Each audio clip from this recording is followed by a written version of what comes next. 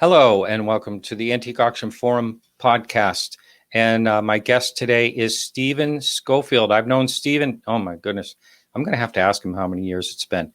But without further ado, we're going to be talking about coins, and I want to bring him, coins and stamps that is, I'm going to bring him in right now. Hey, Martin, how are you? Thank you. How long have we known each other? I mean, summer of 1981 was when I went to auction school, and I came back, and a day later I was working with you and your dad at the Seaboard Auction Gallery down in Elliott as a runner. Wow. and helping out selling. And I apprenticed with your dad for 6 months and got my auctioneer's license. Boy, we had a lot of fun, didn't we? It was great fun. Of course, I wouldn't want to move the stuff around. We were moving then. My back might not last. I was just telling a friend 2 days ago, because I hurt my back actually because I had to buy something at an auction. It went for such a good deal. So I had to buy it. It was just an incredible deal. Otherwise, I'd just walk away today. But anyway, I was telling when I was 17, I moved I wanted to prove to my father, I don't know why, but you know, I wanted to prove to him that I could move this piano by myself. So him and Jenny went for lunch. And so I moved the piano. It was not upright piano.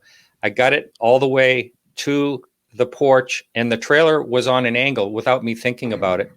So, so I get the piano in. I made it, and like, hooray. And all of a sudden it goes, boom, boom, right into the front of the trailer. And nice. My father was very nice. Yeah. Damage control. But anyway, you have, and I've actually helped you. I remember helping you at an auction years ago up in your area where you're living up in New Hampshire, and you had a ton of Staffordshire figurines. Do you remember that auction? I certainly do. That was a wonderful on-site sale. It was, yeah. Yes. Yeah. Just like I helped you out when you did the Josiah Bartlett auction. I remember that. Yes, you were a great help there. Great help. Yeah. Thank you. Great memories. And it's always fun to work with a consummate professional. And you and your dad always were. Same here. Well, thank you. So I want to talk to you about, you kind of branched off into coins and stamps, and have become very well known for it. I did have a passion for collecting when I was very young. Unfortunately, my father and the whole family went to Florida, and a so-called friend broke into my house and stole all my coins, and then spent them at the Bolorama in Portsmouth, New Hampshire, as face value. And I will tell you this, in that I saved for a whole year doing paper route, lawns, and everything to buy an uncirculated VDBS. And it was spent as a penny. Well, it's worth more than $1,000 now. Yeah. I mean, that makes you feel good. But anyway, so that kind of dampened, that really tamped down my interest in coins. I didn't even want to look at coins anymore but how did you get into this whole aspect of coins and stamps? Kind of interesting. When I was 7, I was now old enough to get my nose above the cash register drawer in my parents' and grandparents' store. And so Saturdays, my older brother was in the Boy Scouts, so he was off hiking or camping or whatever he did. And my mom worked Saturdays, and it was time for daycare. And so that was me. I became the cashier. So at the time, this is the mid 50s. I'll date myself. I'll say it was 1955. Everybody on this cast can figure out my age. And I was making 10 cents a week allowance. Well, with 10 cents a week, you could buy 2 packs of baseball cards. And all of a sudden, I needed 5 cents, so I have 5 pennies for my penny collection. And all of a sudden, only 5 cents for 1 pack of baseball cards. So I got really good at flipping baseball cards with my friends so I could win and get more cards. And that literally, that's how I started. And stamps were because of the envelopes that my folks were throwing out from the business. And I said, gee, I could just rip the corner of an envelope off with a stamp on it. In those days, of course, every stamp you licked wasn't the peel and stick like you have today. Oh yeah. Yeah. And it was a pretty simple process. You put the corner in a cereal bowl of water, the glue would dissolve, you dry the stamp, and you could put it in your stamp album. And that it's that from those simple beginnings, it's became a passion as a collector, and now I earn my living doing it. and you do very well at it. But let me ask you this: do you think it's technology or the information age that just makes someone like you not come along so often today? I'm talking about young people's interest in collecting this type of thing. Well, with young people, with collecting any kind of product or whatever it might be, it's just there's not a lot of interest. I mean, I grew up in a time when we didn't have a television in the house. My folks would sit my brother and I down in front of the big box radio to listen to serials, and They would say, "Don't beat each other up." And so it was a time where you had time. You talk about stamps. Well, the collectors of stamps were the greatest generation in early baby boomers because they had the time to do these things. It was quiet. You could not bother people like your mom and dad and your grandparents if you had multi-generations at home. And you could learn about history and you could learn about geography, and it was really great. With coins, you could just learn about what was going on with different eras. I mean, a simple example is, why did they make in a given year so few coins? Well, it gets tied back to the economic situation. If we were in a recession or a depression, the economy didn't need a lot of circulating coins, so the government would stop making a lot, or they wouldn't even make a particular denomination in a given year. So all of that kinds of plays into being fascinated with history and the way we work as a country. I have a question for you. It just came to mind when you're saying this. I had a neighbor once when I was growing up, and she said that she believed she had one of the rarest coins that there was. And so I remember asking her what it was, and she said it was a copper 1944 penny. I think she said 1944, when there were zinc. Is that even possible? Yes, actually it was 1943. During World War II, in the middle of the war in 1943, copper was such an important strategic war metal that they made zinc-coated steel pennies just for that particular year. But when they changed over from 1942 to 1943, there was still some old copper blanks left in the hoppers, and they got fed through and got coined. There are, I believe, about 14 or 15 of the 1943 copper pennies, just like in 1944, when they went back to the copper pennies, there were still some zinc and steel blanks left in the hoppers, and so there are actually some 1944 steel pennies. And I should make a little bit of a comment here. In 1944 and 45, most of the pennies were actually made out of used shell casings from military training. As guys were going through basic, you had all of these spent rounds, and they got that recycled. Was brass, though. There wasn't brass. Well, it was just the alloy that was used, and there was a mixture. They weren't pure copper. It's just an interesting dynamic from the war years. And so, if she indeed had that coin, would it have been an extremely valuable coin? Massively. I mean, really? You're talking in today's market, you're talking about $250,000 or more. For one of them. I'm going to have to talk to my friend. He's still in the same house. He never moved. Yeah, but the trick is, a lot of people would take a 1943 steel penny and they would copper coat it through a plating process, which if you had a chemistry shed as a kid, you could do that. And so it was always fun. But since steel pennies would be attracted to a magnet, that's the first tell. Yeah. Yeah. Okay, I'll bring my magnet. When I go visit him. Bring a magnet, and then you can. Yeah. But if the coin is not attracted to the magnet and says 1943, you want to have a new best friend. That's all right. We've lost touch a little bit. So okay. Yeah. Well, interesting. Yeah. So yeah. As far as you making the switch over, I never really saw that. I was out in California for a while, but when did you actually switch over to just opening up Centennial Coin? And by the way, I'm going to pull up the website so people can see it. Okay, well, Centennial, which is a subsidiary of our parent corporation, started in the mid '90s, and we had a partner at the time. Right now, it's just my wife and I that own the company. We bought out our partner years ago, but it was started specifically to brand itself for coins and eventually stamps.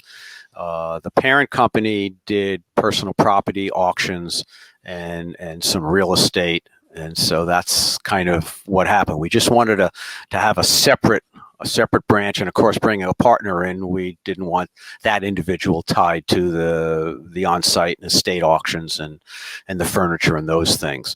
Now, I see you brought up the website, and you brought up an interesting image. That coin is an 1895 Morgan Silva dollar. In that year, they only made 880 of them, and they only made them in a particular condition called proof. A proof coin is something that's specially made by the mint. The blanks are prepared specially, and then when the coin is actually stamped, the coin undergoes a significantly more pressure on it. So you've got great details on the face and the head and all the letters, and on the back or the reverse on the eagle and everything else. That the design is very, very vibrant. In addition, those coins are never shooed into a hopper and put into a bag of 1,000. That's how they would process silver dollars. Just make 1,000. There'd be a counting machine. It'd put into a canvas bag. They'd sew it closed, and some guy would throw it into a horse-drawn cart in 1895. But because we were in a depression in 1895, it's a small mintage. It's a coin that's known as basically the king of silver dollars, and we actually found one as part of an entire proof set, being a penny, nickel, dime, quarter, half dollar, and this particular silver dollar. The reason that you have that interesting toning different on the eagle on the back of the coin is because there was a quarter that was sitting on top of that when I unpacked that from literally the original mint envelope. This came out of an estate. The grandpa had collected this. Actually, he'd gone to the mint in 1895 and bought it. He died in 1955. His daughter, who I'll just say was mom, passed in 2010, and she was 100. And this was in a shoebox underneath her bed at assisted living. And the living children called me in to do an appraisal. And it was fascinating because this was still in the original sealed mint envelope, because grandpa and mom told the kids, don't open this, it's valuable and we don't want to mess it up. And it's almost impossible. We called that auction the Time Capsule Collection because we had about 25 early proof sets between the early 1880s and 1915. Wow. What did that particular one sell for? Do you remember? That particular set sold for about $265,000. Oh my goodness. Isn't that something? Wow. It was fun. Oh, that's so exciting. And I want to tell first of all a couple things, because there's a lot of people that really may consider collecting coins, or think about it, or had collected coins. It's really, really rare to find something rare. I want to get that point across, but it doesn't mean you shouldn't look. What do you say to that comment? I'd say you're 100% correct. The rare coins that we run into today in estates or in houses are things that just got stuck in a drawer years ago, or for some reason got pulled out of circulation and put in somebody's pocket and got saved. And at the time, it was just worth face value. And over the years, all of a sudden, things become very valuable. I remember being in a house in Newburyport, Massachusetts, and I'm sure you remember when you were collecting, there were these Whitman folders. and at the time they probably cost you 19 cents. Oh yes, and and you would push the coin into the slot. The blue things, they're blue. The blue things, the blue foldy things. I'm not Yeah. going to get up and grab one right now, but but there's plenty around. Yes, there are, and you never know what you're going to find in one of those, I'll say, blue foldy things. But we made a particular kind of half a dollar in the United States from 1916 to 1947 called a Walking Liberty half dollar. And in 1921, the coins from Philadelphia, Denver, and San Francisco were pretty rare, especially in higher grades, because all the coins from, let's say, the early 20s and earlier, once you got into the Depression in the mid to late 20s, people didn't save that stuff. They needed to spend it because they needed to live. They needed to eat. So coins that are closer to new would become much more valuable. And I remember opening up that Liberty half dollar album, sitting in this lady's kitchen and opening up and looking at it and saying, oh, it's all stuff. And at the time, all the coins more or less were worth about $1.50 because of the wear. And then I closed it and I'm thinking, wait a minute, there's something wrong here. And I reopened it up, and there was the 1921 S in a very high grade condition that we sold for $3,000.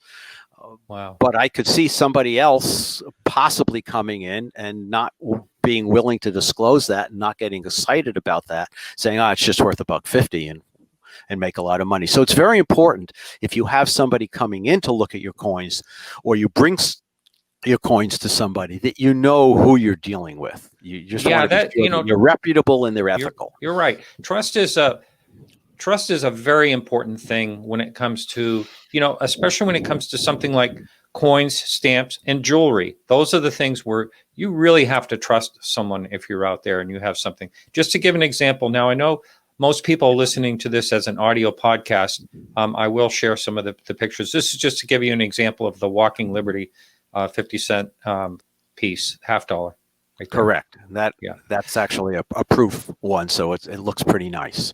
Yeah. Yeah. And I can give you another example of a rare coin. We were in Providence this past year, and we were looking in somebody's collection that they had in a series of drawers, and all of a sudden there was a $5 gold piece. And I'm going, well, that's kind of interesting, because it was from 1829. And I looked at it and I'm going, this is a pretty rare coin. And it turns out that this coin was handed down through the family by who I'll call the patriarch, because I can't go I don't know how to go further back. This was a gentleman that was appointed to the Senate out of Ohio. He was a Supreme Court justice back then. And when William Henry Harrison was elected president, this guy was appointed to fill his shoes in the U.S. Senate. Well, from the story law there, you just found it. The long and the short of was, we sold that this summer for about $40,000, and it was sitting in a drawer for years and years and years, and the family really didn't have any idea. They thought it was worth about 15 if they were lucky. Well, let's go the other way. Let's go the more than often way.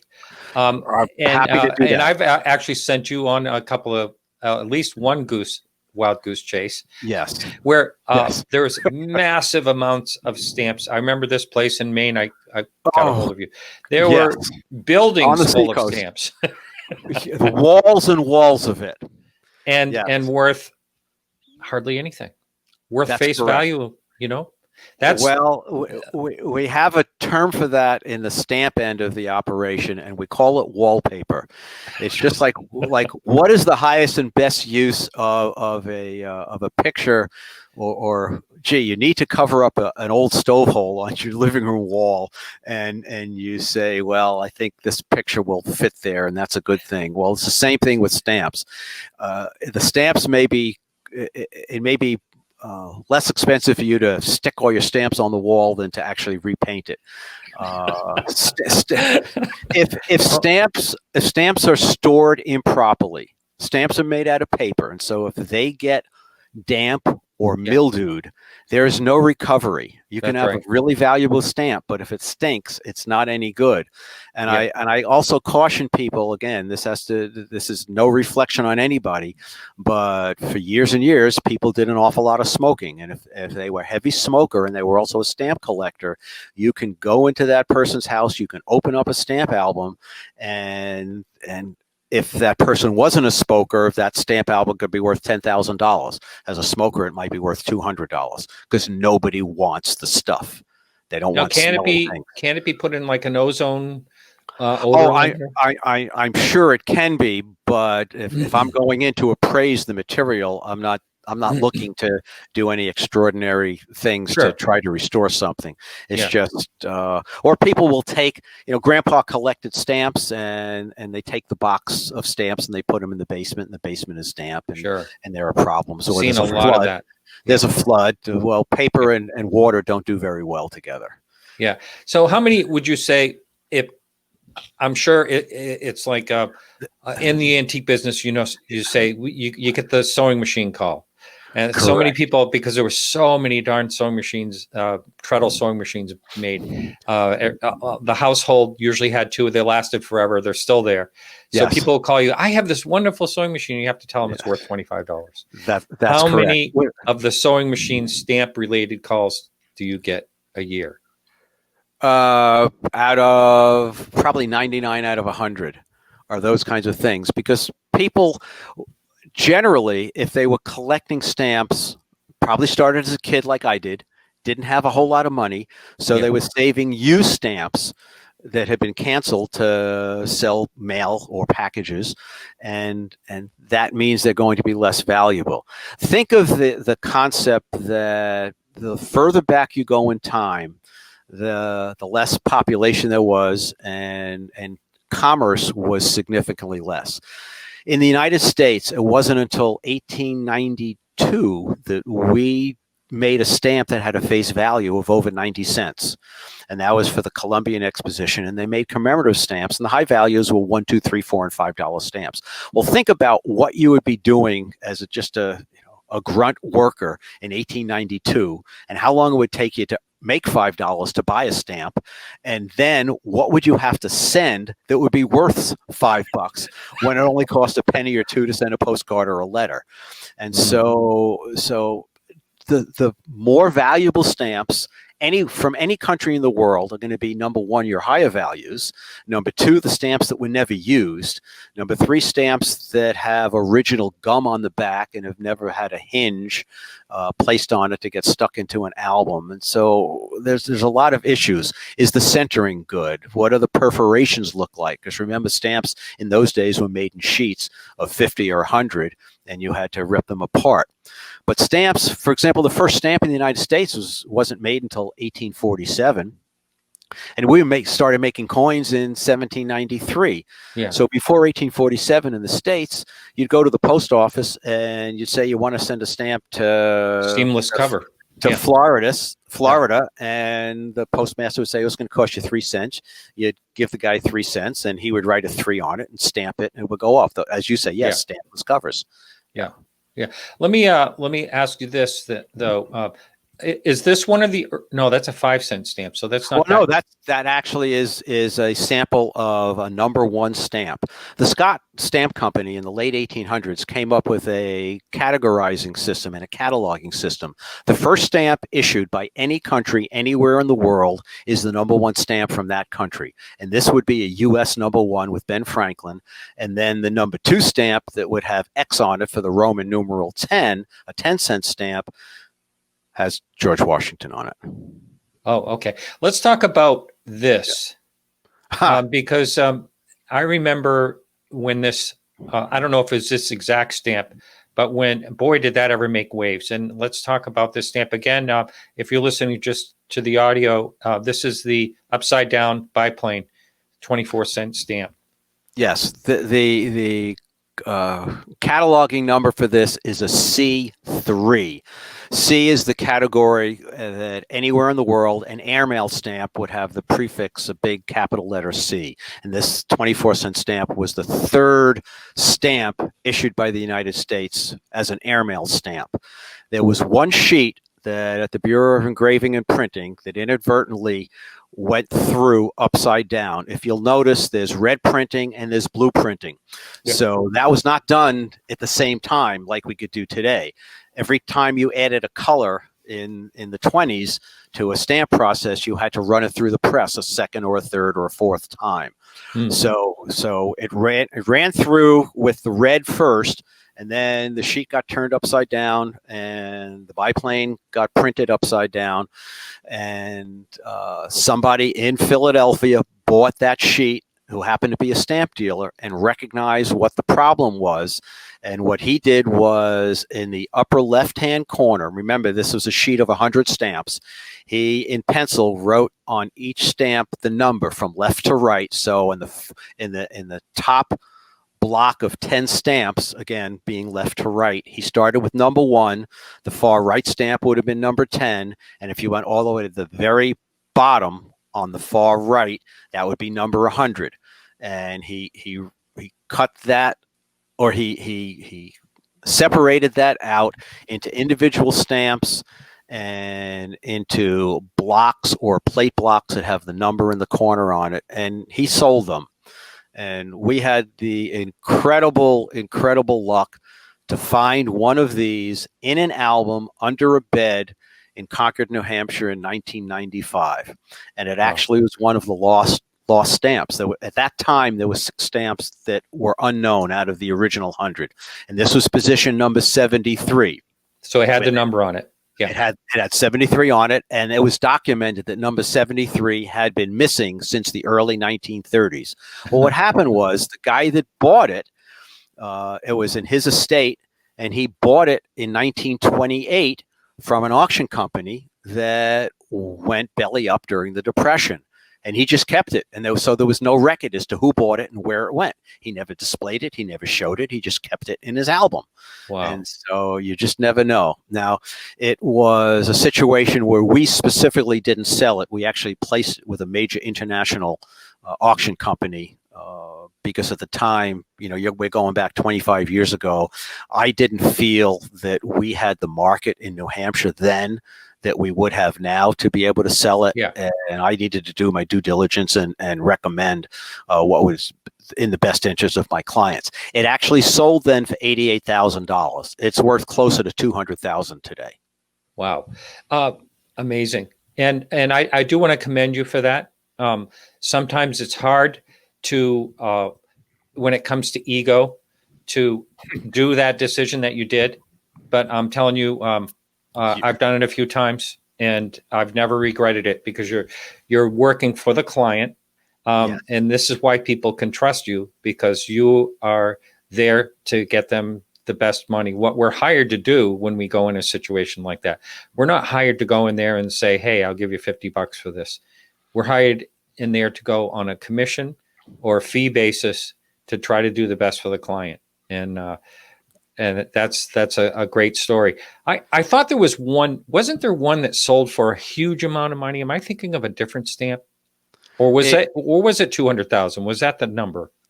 It probably was. Well, I think one of the most recent sales of a Jenny was in the $250,000 range. Okay, all right. Now I want to talk to you about a misconception, and that is this. I'm pulling this up, and it's a Roman coin, but what makes this an exceptional coin is that it's a Roman gold coin. That's correct. What the misconception I'm getting at or talking about is the fact that these coins, when someone will I've gotten the phone call, I'm sure you've gotten the phone call many times, where someone says, "I have a Roman coin, it's 2,000 years old, or it's 1,500 years old," and they're all excited and jumping up and down. And then you find out it's worth $40. If you're lucky. If you're lucky. Yeah. If you're lucky. Well, what you need to recognize that even though, the Greeks and the Romans were so long ago relative to us, they were pretty successful as societies, and their economic system was pretty successful, and they made an awful lot of coins. And I don't think they had banks like we had them back then. So people would store their coins. They put them in a jug or some kind of a pottery jar, and they might bury them in the backyard. So lots of coins have been dug up over the years, and things that are dug up, especially if they're not gold, if they're bronze coins, they don't react well to dirt and water, and so it's pretty easy to determine what's a ground recovery. This particular coin is interesting because if you notice from the chin down to the edge at about 530 on the edge of that coin, you will see that there's kind of a chunk that's missing, and there are two ways that chunk could be missing. One is because there was a problem in the blank, and the blank wasn't made well, and so when the coin was pressed, that piece of metal popped out, or somebody wanted to determine what the exact alloy was, so they scraped some of the gold out and tested it. And of course, that diminishes the value when that happens. Now, what is a gold coin like this? Because it was gold, this is what made this a valuable coin. But what type of value in this particular one? Do you remember? Yeah, around $1,500. I mean, not astronomical. There are ancient gold coins that have sold for over $1 million, but there are only one or two known. They have an unusual design on them. Maybe it's an emperor. Maybe it's just a vignette, whatever it might be. Yeah. But when you get into the populations of a particular coin, where let's say there are 5 or less, some are going to be, impounded in a museum. Might be in the British Museum, might be in Athens in their museum. I see. Now, let me ask you this. I do remember, going back to this coin, I do remember as a kid, I don't know if it was my father or my grandfather, someone told me that people used to bite gold coins to make sure they were gold. Is that something you've heard of? Oh gosh, I've seen people do it. Because it's pretty easy to make a counterfeit gold coin out of lead, and because it's heavy. Mm-hmm. It has a heavy specific gravity, and then you can make it look like gold. And so if you try biting a coin that's made out of lead, you're going to make a pretty big impression pretty quickly. Now, I don't recommend you do that very oftenly, and I certainly don't recommend you eat lead, but it's something that people would do. And do you remember you were talking earlier about you helping me out at the Josiah Bartlett auction? Oh, yes. And in his apothecary case, he had lead pills. Yes. And they thought that was a thing you take, is lead pills. And this is, an early 18th century idea. I don't know when that changed, but oh boy, that's really something. Well, but that's the same as bloodletting and heroin. And they and did a lot of that. Yes. Yeah, the bloodletting was in his journal. Almost every day there'd be bloodletting. That's correct. As a doctor, he was a doctor. Yes. So let me ask you this: what are you have told me this story a long time ago? When I say a long time, a couple of years ago, maybe, that there are people out there trying to get young people into, say, collecting stamps by going to these stamp collections that are worthless, basically, and sharing them with young people. Can you talk about that? Well, it's actually the same with coins, and as I mentioned earlier, yes, pretty much where you're looking at trying to come up with history. With stamps, you have stamps that maybe of pounds of stamps that might not be worth very much money, and sorting through where are the different countries, what are the countries that may not exist anymore. Trying to figure out what the various different British Empire and Commonwealth countries are and where they are. I mean, the example that I like to use is FDR was a stamp collector as a kid.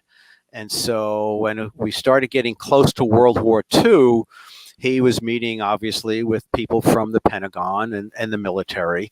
And they would say, well, we can get this warship from point A to point B, being this country to that island. And Roosevelt will say, that's pretty good. How are you going to do it in a day when they're 5,000 miles apart? So strategically for us during World War II, it was great that he had an idea about geography. And that's one of the things that can be done as a learning tool where kids aren't even learning or don't even know that they're learning about this kind of stuff. And it's the same with coins. Who were the pictures of what did the presidents do? Who and when did they serve? And when did they live? And what was going on in the country when they were in office? And it's pretty easy, you know, with Lincoln on a penny and Jefferson on the nickel and Roosevelt on the dime, Washington on the quarter, Kennedy on the $50. And now we've got dollars where you have Native Americans and you have presidential dollars. So there's a lot of things that could be done very inexpensively where you can find things. The state quarters, the national parks quarters, the territorial quarters that started in in the 1990s. Well, they're just wonderful tools to learn things because you'll find this stuff in circulation. That's really great. And you know, I never really thought of that.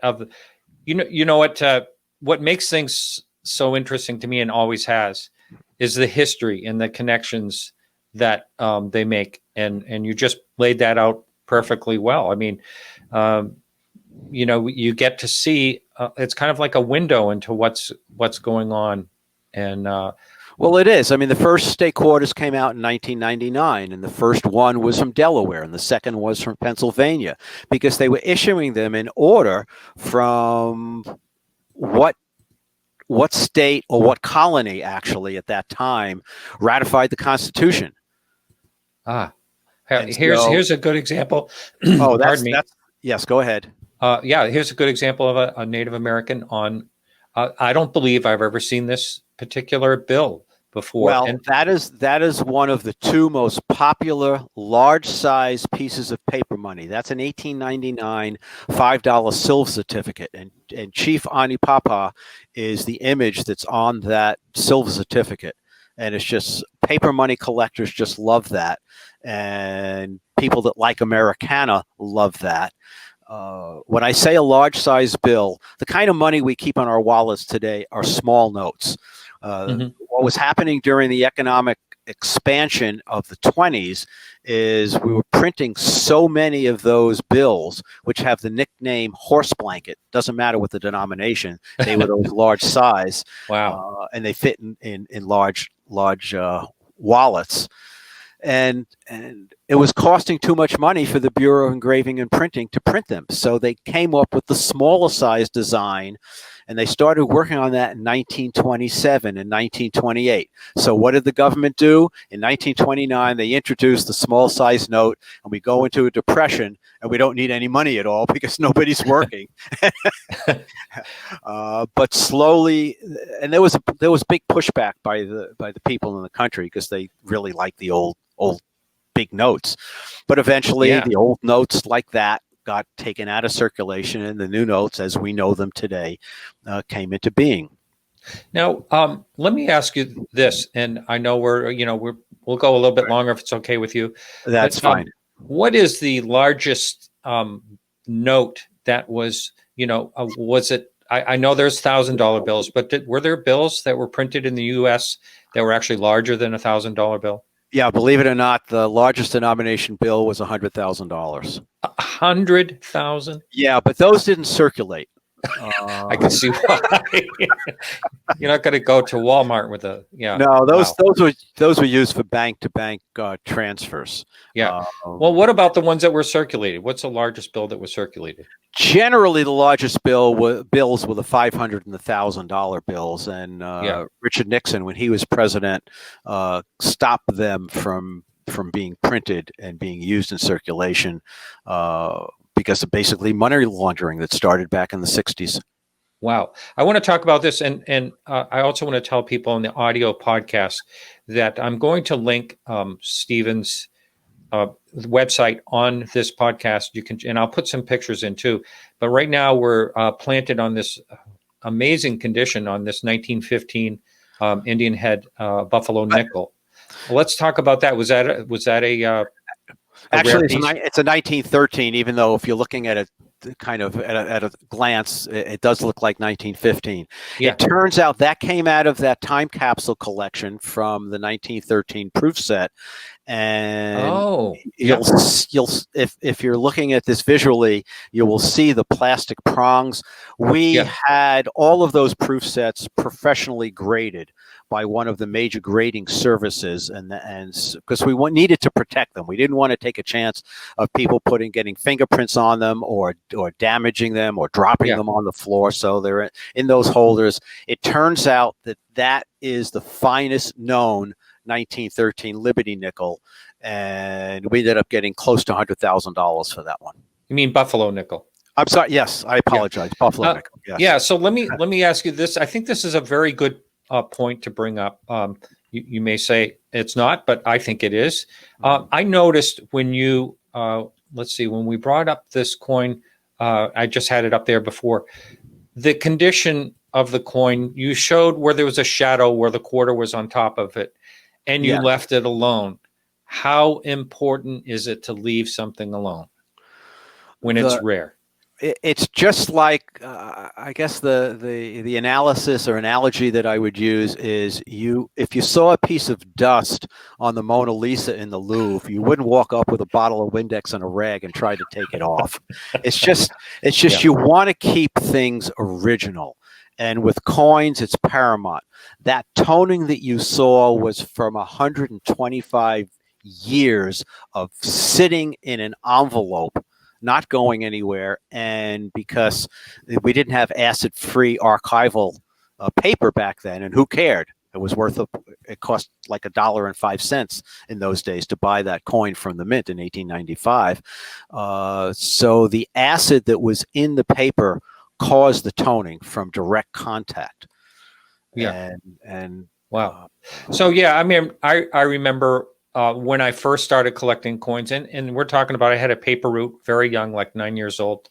And there was, you always wonder how people get into collecting. And in this particular case, there was this elderly couple with no children, and they used to pay, it was 50 cents a week for the newspaper, the Portsmouth Herald newspaper. I think if that's what it was, something like that. But they always paid me in their coin collection and old coins. Very nice. And that started me collecting. I mean, I just fell in love with it. Every single week I look forward to going to their house. But I also would like to add, Barton, that under no circumstances for any reason whatsoever should you attempt to clean a coin. If you can't read a date, you don't take a pencil eraser. You don't take silver or copper polish. I have seen 20,000. And that's what I was doing it at first. I was going to mention that. Okay. And until I learned, when I was like 9 or 10 years old, I went to the kitchen cabinet and found some, silver polish and started cleaning the coins before I knew any better. I remember the way it smelled already. I can still remember. But getting it, taking the tarnish off or whatever, and it's not a good idea. It's every time you clean something, you're removing something.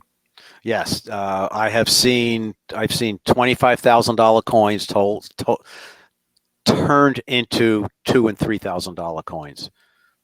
Wow! Because people have messed with them. Yeah. And say someone has, like you get the 99 calls and one good call when it comes to stamps.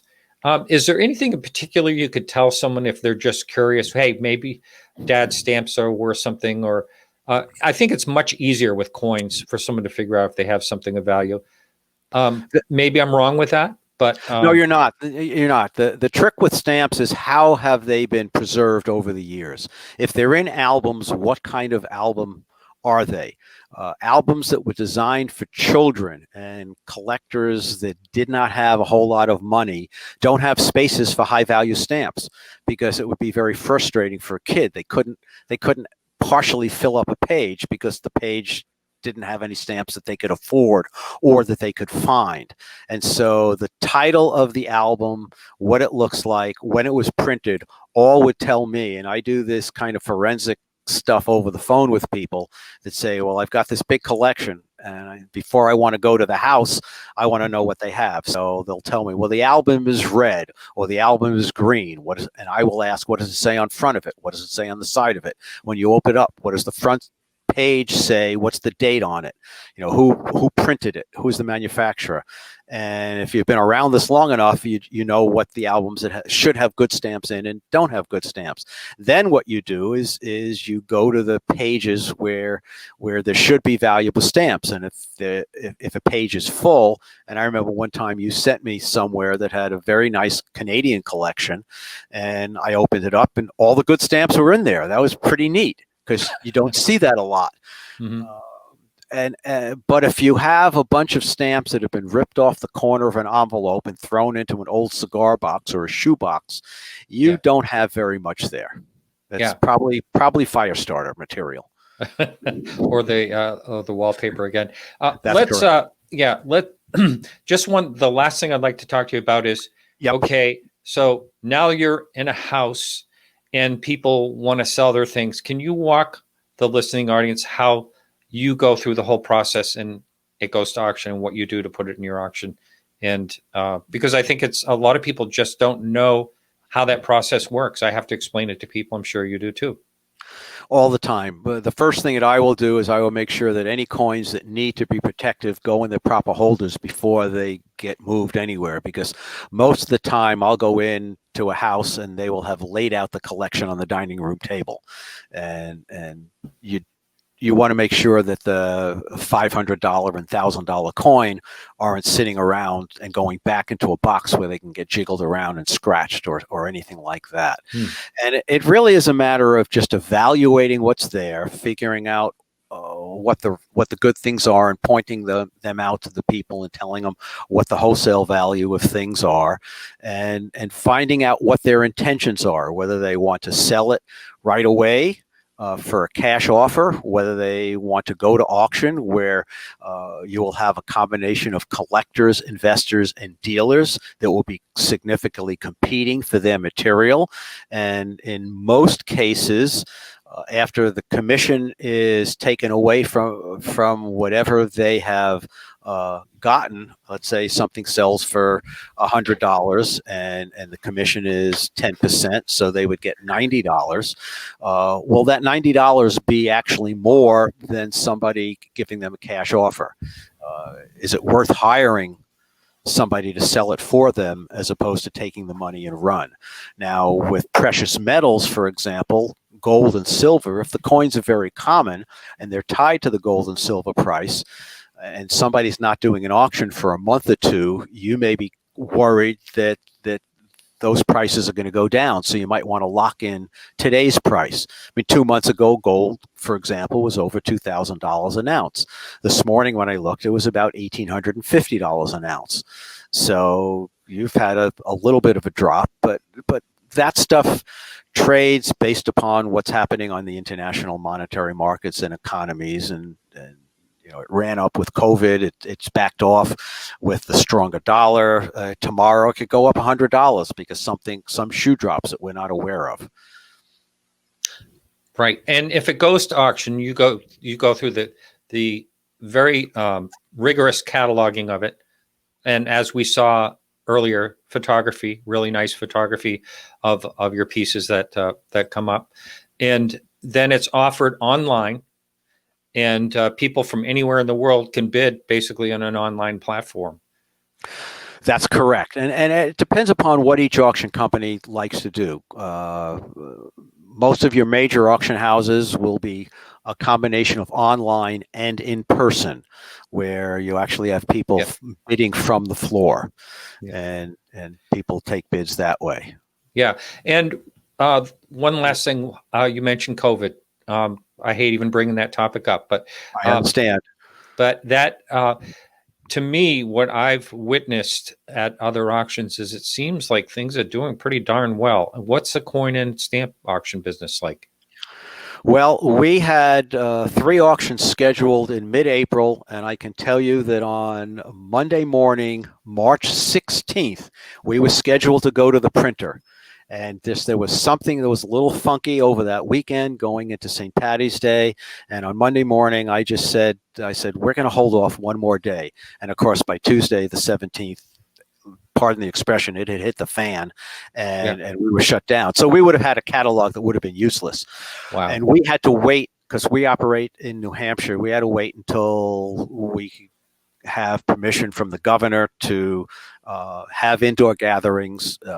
And when he opened up New Hampshire, he opened it up so that you could have up to 50% maximum capacity. So if a function room held 200 people, you could put 100 people in. Well, of course, the hotel that we use also wanted to make sure there was proper social distancing. So it took us a week once we were allowed to reopen to negotiate with them, coming up with different floor plans, where we would have the merchandise displayed, how we would put our customers in the room, and what would happen if too many customers showed up. So we literally put our auctions together for July, late in July, and we did no marketing whatsoever other than mailing catalogs to our current customer base and posting our auctions online. And we pretty much close to filled the room for both our stamp and 2 coin auctions. And the net result of that auction was it came in at 50% above our estimates.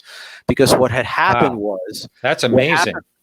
It was to us. We didn't expect that, but what literally happened was when you had the shutdown, there were no longer any weekly or monthly coin or stamp shows, both locally, nationally, or regionally. And so all of a sudden, dealers are selling product to their client base, but they're not having a simple and easy way of replenishing their stock and inventory. So we had a state material that was fresh to the market, and they literally were beating themselves up to buy the stuff. And then we did an auction 3 weeks ago, and it was the same, massively successful, came in at 50% over what we had estimated in catalog because people really wanted to do that. Now, will that happen next time? I don't know. We have not scheduled any dates for 2021, and it's the first time in 20 years we've not scheduled a year in advance because we don't do our auctions in the winter. We start in April, and I just want to wait another couple of months to see what we can and can't do. That's I think that's a wise decision. And like Wes Cowan said on this show in particular, when the pandemic started, he said collectors have to collect. Yes. You know? It's a drive. So anyway, Steve, I consider you a good friend, and as always, it was really interesting talking to you. Thank you so much. Well, thank you for asking me, Martin. I had a wonderful time, and I hope I've helped a few people out in their decision making down the road. I hope so too, and that's centennialauctions.com. It's pretty simple. Yes. Yep. And again, everyone, I will have information up in the show notes. Thanks again, Steve. Thank you. All right. All right, everyone. So that's it for the show today. Thank you for listening, and we'll see you next time.